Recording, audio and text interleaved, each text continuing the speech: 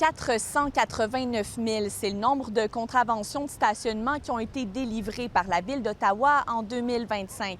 4 ans plus tôt, on parlait de près de 260 000 constats et plusieurs raisons expliquent cette hausse. Les services des règlements municipaux l'attribuent notamment à la croissance démographique, mais aussi au renforcement des contrôles dans les zones scolaires, d'autant plus que les signalements au 311 ont aussi augmenté selon la Ville.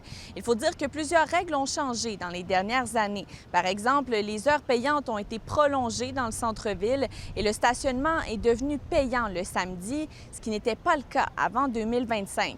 Sur papier, ces changements ont été mis en place notamment pour réduire la congestion. C'est à la fois un incitatif pour le transport actif et collectif et aussi pour assurer que les commerces du secteur ne soient pas pénalisés par des gens qui occuperaient les cases de stationnement pendant trop longtemps. Dans les faits, ça irrite pas mal les automobilistes. Il n'y a pas d'espace. S'il n'y a pas de place à stationner, évidemment, les personnes vont aller stationner n'importe où.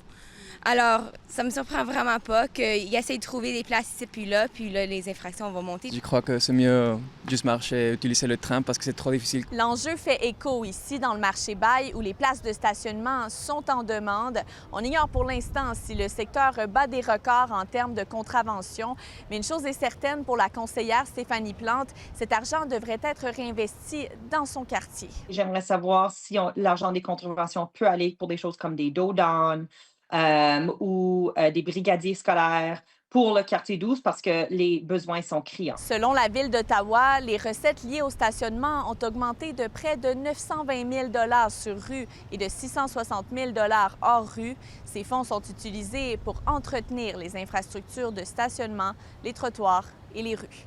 Ici, Anne-Sophie Gagné, Radio-Canada, Ottawa.